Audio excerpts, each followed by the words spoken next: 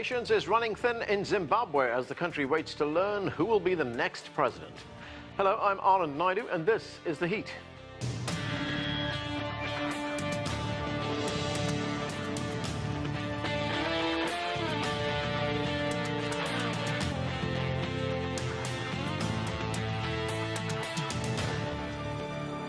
Frustration over delays in reporting presidential election results in Zimbabwe leads to violence in the capital, Harare. Hundreds of supporters from the opposition Movement for Democratic Change, or MDC alliance, say their candidate, Nelson Chamisa, has won and have been protesting in the streets and setting fires. Police used water cannon and tear gas in an effort to disperse the crowds and then opened fire, reportedly killing and wounding a number of protesters. President Emmerson Mnangagwa is calling for patience and calm, but European Union election monitors are questioning why it's taking so long to release the results. Unofficial results show Mnangagwa's ruling ZANU-PF party winning a majority of seats in parliament. The Zimbabwe Electoral Commission has until Saturday to announce if either Mnangagwa or Chamisa have 50% of the vote or will face a runoff election in September. There is much to discuss. Let's bring in our panel. Chipo Dendere is a visiting assistant professor of political science at Amherst College and researches African politics. From London, Lloyd Msipa is the founder of the Africa Public Policy Research Institute, an independent think tank. Also from London, Joseph Ochieno is a writer and commentator on African affairs. And Dorina Bekoe is an associate professor of conflict prevention, mitigation and resolution at the Africa Center for Strategic Studies right here in Washington, D.C. Thanks to all of you for joining us. Chipo, let me start with you. It looks like the ruling ZANU-PF party in Zimbabwe is heading for a major victory in the parliamentary elections. It certainly has the most number of votes right now, but the opposition MDC, the Movement for Democratic Change, says the vote was rigged. But looking at the results right now, does anything surprise you? I think the results are a little bit more interesting than what we expected.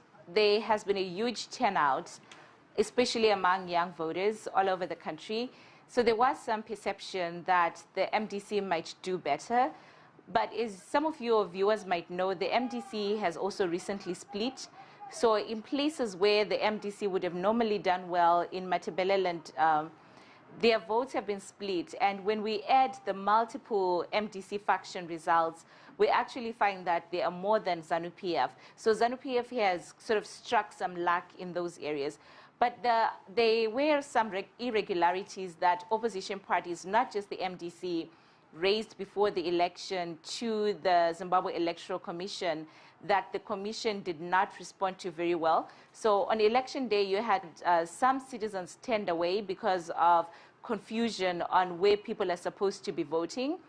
I've also heard that there are some V11 forms. So V11 forms are the forms on which polling agents are supposed to fill out election results, that some of those might be missing.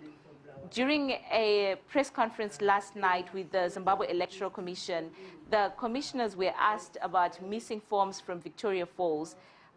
The journalists said that they had evidence that these forms had been burned, but the commission said they didn't know anything about these missing forms. And so those types of irregularities and other pre-election situation imbalances in media representation, the use of state media resources by the ruling party have caused the Movement for Democratic Change, the opposition, to be a little bit more concerned about the results than they would otherwise be had some of those issues been handled before the election. Right, the European Union's monitors have been talking about that as well, what has happened before the election. Dorina, we're looking at the results so far, and final results are only expected to be announced at least by Saturday. They have until Saturday to do that. But what do you make of what we know so far? Well, as Chipo said, I think that the opposition's splitting has perhaps benefited ZANU-PF, at least on the parliamentary stage. But, you know, we don't know the extent to what some of these irregularities have impacted the vote. We're actually still yet to find out what those precise irregularities are. There is a sort of lack of transparency that I think is fueling some of this unrest that we're now seeing with the Electoral Commission not kind of being as forthcoming, I think, as it can be with how it's arriving at or how it's proceeding. And that is sort of an information vacuum that is really being filled by a lot of this unrest. And I guess, Dorina, it's important that the election results be announced sooner rather than later, given the unrest we're seeing right now. Yes, I think that the longer there's a delay, the more people are going to become very impatient. And you know, until we see some announcement from either of the candidates to really, you know, quell or calm their supporters, that this unrest will continue. Right.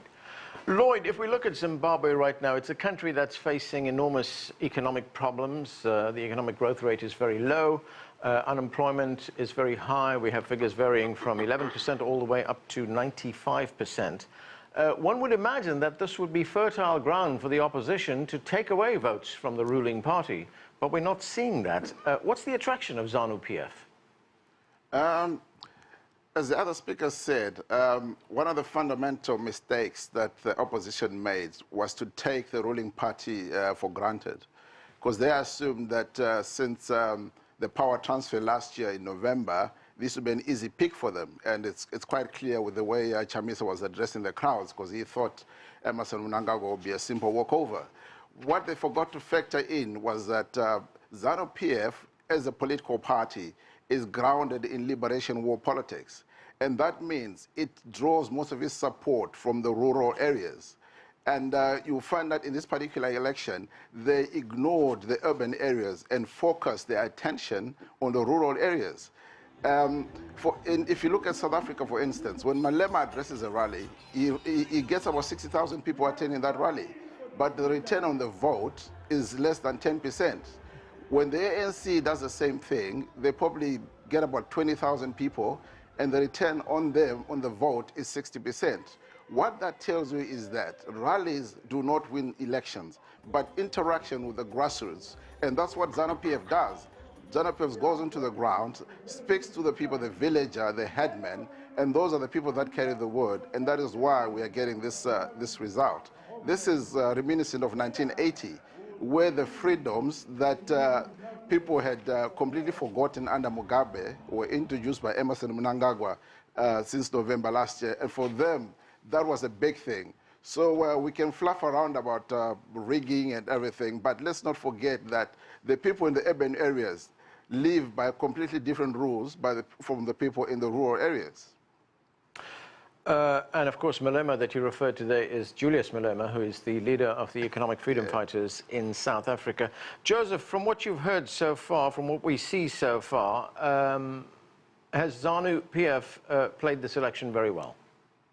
Very much so, and in fact, I probably concur with all the rest of the other guests on each and every point they have actually made. But I think much more significantly is that MDC was probably slightly much more complacent than anybody would have thought. I think they underestimated, yes, Mr. Mnangagwa. My only concern, though, is that the leader of the main MDC, that is Mr.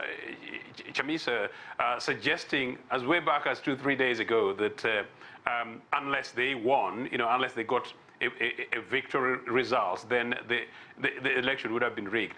I think it was perhaps in a bad spirit. If you consider the context within which the election process did take place from the beginning of the coming in of Mnangagwa and confirming that elections was due about now, it is very clear that by and large the ground was generally very fair. But of course the ZANU-PF started from a very, very clear point of advantage. But maybe the opposition necessarily took them for granted. And the MDC alliance candidate had really a huge amount of advantage. One, because he's young. Two, because he's generally quite charismatic. And three, he could easily have made a bit of a score on ZANU-PF, but he did not really do so. Now, when you think about the wide issues that would concern most people in Zimbabwe, I'm really not quite sure anything else that was addressed other than unemployment and economy. And really, ZANU-PF guys are quite right to simply say that, look, we had these issues partly because of Mugabe, but we had these issues really by and large because we're under war with the West. And people forget that MDC was substantially tainted by the perceived relationship with the West, meaning the guys who basically necessarily contributed in part to the economic challenges that the country necessarily faces today. I'm not quite sure whether people are really going deep into those kind of issues yet. Chipo, you mentioned a moment ago turnout during this election. There's something like 5 million Zimbabweans who are registered to vote, and we had 70% of the eligible voters turn out to cast their ballots. Now, that's a very enviable figure for any country in the world, for any democracy where you have these kinds of elections. What do you make of the turnout? I think the turnout was incredible, but I do want to address what seems, I don't want to give the impression that I think the MDC did everything wrong. I think it's quite difficult for an opposition party with very few resources to compete against an establishment that has access to state resources. Somebody mentioned traditional leaders. We already know that in some places, traditional leaders were telling people that they must vote a certain way. I've been doing interviews with people that live in rural areas, and they've told me that, look, we know what we're supposed to be voting for the economy, but I live in a place where there are 50 people. If there is a single vote missing from ZANU-PF, this is what's going to happen. So you haven't seen the kind of overt violence that people might expect in African elections.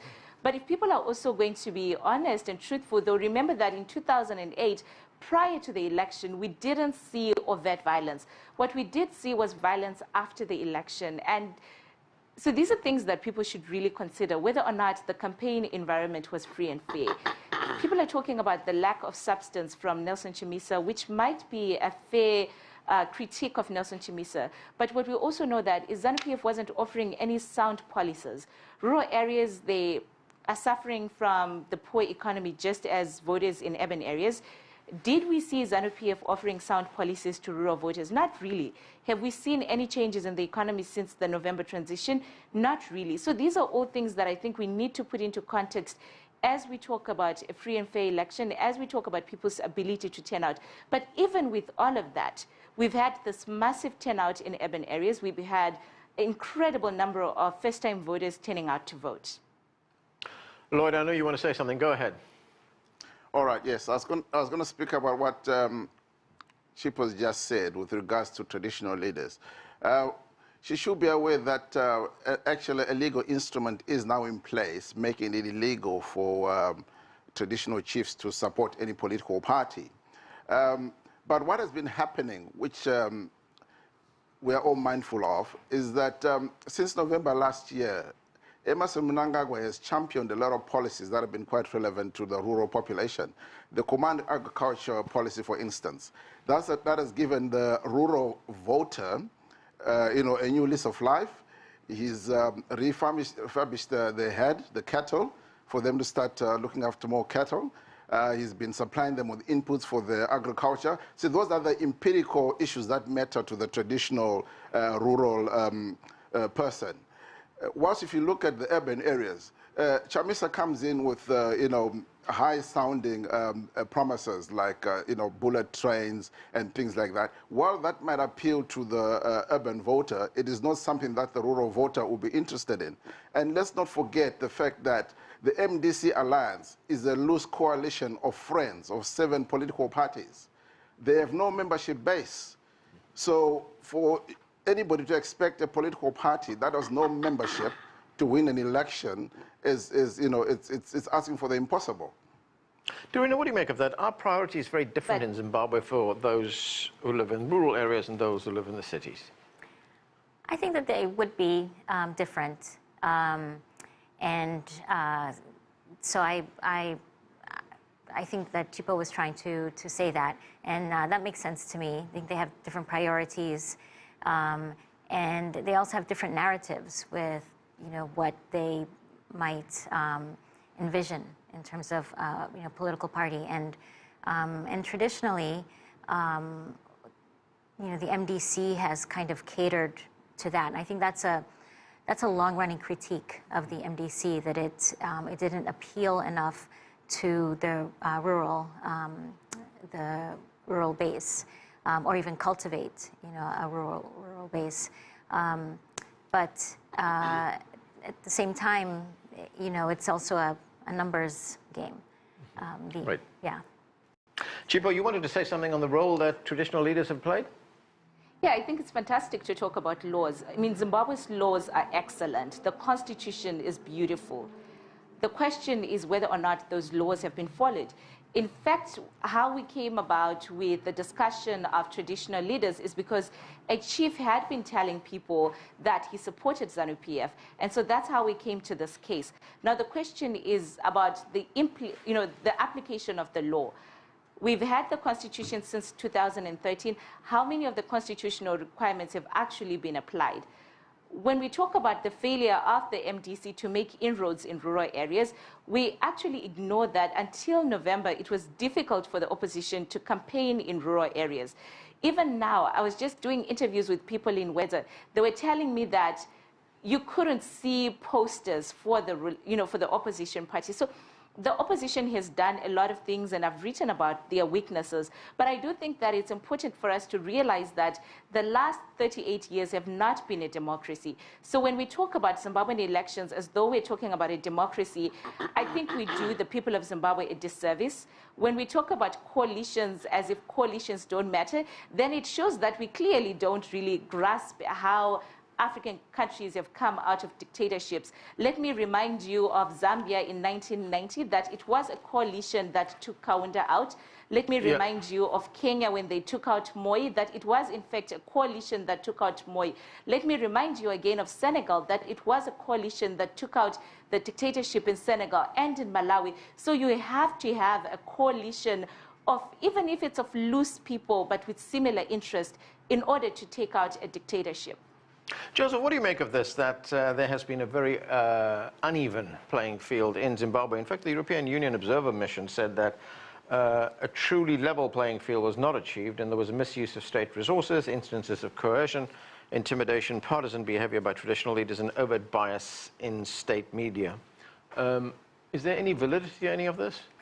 As an independent observer and somebody who's followed Zimbabwe for over 25 years and who's visited Zimbabwe and went into the time when there was these big issues around land reforms, I just want to say this, that I totally agree with Chifu in the sense that, yes, we can't really take electoral process as something that happens within 4 weeks in any country, let alone established democracies. But one thing is a fact, that we all agree that the incumbent, it comes, and it indeed did come with advantages. Now, in terms of the examples, I think the argument being made is that ZANU-PF is not necessarily anything you can compare with a political organization necessarily in Kenya. But also, on the other hand, to be fair to Zimbabweans, and most of these guys are Zimbabweans, it's not necessarily true that, say, for instance, 1985 elections, there were necessarily major issues. The point really is this, that ZANU-PF, I think, played the opposition. As soon as Mnangagwa came in, he had the goodwill of the Zimbabwean people, said elections were going to be called, and of course he used the power of the incumbency, prepared and used the grassroots structures that they actually did enjoy over several years and brought them to where they are. But a quick point, though, is this. Up to 3 days ago, the opposition were actually saying they're going to win and win convincingly. Now that we're having a discussion about whether or not they've been rigging, I think it would be very useful if the opposition could come out and simply say that, look, these are the evidence of the rigging that took place in urban centers. Yeah. These are the evidence that took place of the rigging that took place in rural areas. Right. Including the Independent Electoral Commission, rather independent observers. Up to 3 days ago, all of them were telling the rest of the world that by and large the whole thing went fairly well. Now, what has happened in the last 2 or 3 days? If I may, yeah, go ahead, Lloyd, please. Right. You talked of the European Union response to our elections and so on. With all due respect to the European Union, they would judge the standard of our elections using European standards. But we have SADC in the African Union that have told us, according to our African way of doing things, the elections were free and fair and credible. I go back to what Chipo said with regard to the way we apply our laws in Zimbabwe. Let us be mindful that the inconsistency between the Constitution and our laws is not a ZANU-PF issue alone. MDCE has been in Parliament all these years with ZANU-PF, so we cannot single out one single party and say, because of this, it is ZANU-PF's fault. Let us be mindful that these guys have been in government together for the better part of the last 10 years. So we have to look at it objectively in but that we can't regard. also cherry pick, right? Go ahead. No. But We're we not can't cherry cherry picking. pick. On one hand, because on Yeah. one hand, ZANU-PF is telling us that until November, Zimbabwe was a complete dictatorship and that Robert Mugabe was ruining everything in Zimbabwe. So if that was the case, then there is no way that the judiciary would have been quite as objective. No, So we really want to be careful about cherry picking some let us be clear. Let us be clear in that regard. Until November last year, things had gone pretty bad because you know that Mugabe had literally consolidated power around him and his wife. We had a one center of power concept, meaning that everything was run from the president's house through his wife. So when the military, remember, this is a precedent in our history in the Mgagao settlement, where the military took it upon itself to remove a leader of the party who had gone rogue. Ndabaningi Stole, if you remember. So in this particular instance, when Mugabe was removed last year, the freedoms that have prevailed since November last year have been acknowledged by everybody, including those who thought we were a dictatorship in the past. Yeah. So let's give credit where credit is due. And what is the election result? What we're seeing today is actually Emmerson Mnangagwa reaping the benefits of those policy, of that radical policy shift. Okay, Chipo, go ahead very quickly. I was just going to say, he also mentioned that we should compare our elections according to African standards of doing things. And I think it's really important for us to clarify for the viewers what we mean by African standards, because democracy ideally should be universal. And in its simplest form, democracy is a government of the people, by the people. The will of the people should not be relative based on where people are. So I think freedom should not be relative based on people's location. We could go into semantics. Democracy is defined differently in different parts of the world. So let's not go down that road. All right. It's a ship. Right. I want to move on and come back to the studio here. Dorina, soon we will know the results. We will know who will be president. But if we look at Zimbabwe's economy right now, that is obviously a major challenge. Is there going to be a bit of a balancing act for the new leader? Maintain stability on the one end and then implement economic reforms? Absolutely. I think, whoever wins, I think, has to be mindful that he inherits a very divided citizenry.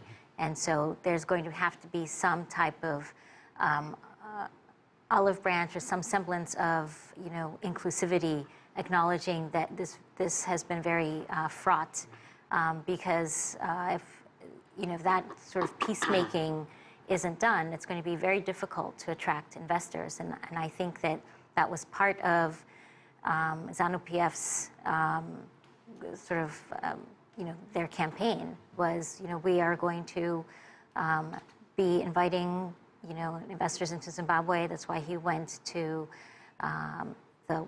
to Davos, but there has to be stability first, and being mindful of just how split the country is, I think, is a first step towards achieving that. Right, Joseph, how important is it for the next leader of Zimbabwe, whomever wins this election, to very quickly stabilize the country so that foreign investment can be going to the country?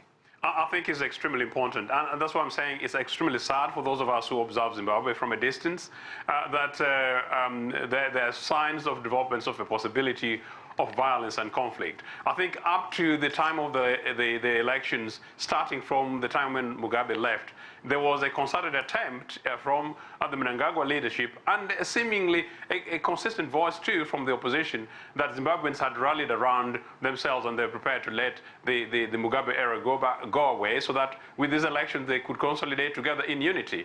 It's important that whoever comes into power, without even looking at the economy, that whoever wins, ZANU-PF unites within itself, the opposition alliance unites themselves, and Zimbabweans unite together around a common Zimbabwean cause. And then from there, a clear leadership in terms of programs for pushing the country forward. I think one of the areas where Mnangagwa actually got advantage, the point that our colleague in the studio was suggesting, that Mnangagwa came to power and very quickly went around the world and showed an element of statesmanship, presenting himself as the next savior of Zimbabwe. And because the people of Zimbabwe basically, they've been so much battered that all they really wanted to do, there's an opportunity for them to come around and begin to be able to build the economy and build their lives around themselves. And Mnangagwa seems to have done that. At least maybe the state media and everything else, the power that he had, presented it for him. But to his credit. Okay, I want to give the final words to Chipo and Lloyd. You have about 30 seconds each. Where does Zimbabwe go to from here? Chipo, you first.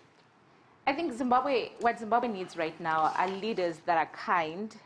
It needs leaders that recognize that Zimbabweans have suffered for a long time, that people are angry, but they're not unpatriotic, that people can be brought together, but only if the leadership acknowledges that the last 37 years or the last 20 years have been difficult for Zimbabweans and they need a reason to be hopeful. So I would urge strongly both the opposition and the ruling party to push a strong message of hope and unity, and to simply apologize for things that have gone wrong, and to promise that moving forward, leaders are going to be listening and kind and concerned about the welfare of all Zimbabweans. Right, Lloyd? Right. What we saw on the streets of Harare today is a terrible reflection of the type of leadership that we have, the immature leadership that we have in the opposition. So that has to be fixed. And if that happens, then we'll have the ruling party and the opposition sitting down and coming up with a roadmap to take Zimbabwe forward. Because it will not happen if the opposition plays a victim all the time, immature politics, run to the West. This has happened because a good player in an election knows that when you've lost, you've lost. You group up and wait for the next election. In the meantime, all Zimbabweans need to come together, all hands on deck, and fix Zimbabwe and make Zimbabwe great again. Okay, that's where we're going to have to leave it. Thanks to all of you for being with us. That's it for this edition of The Heat. I'm Anand Naidu in Washington, D.C. Thanks for being with us.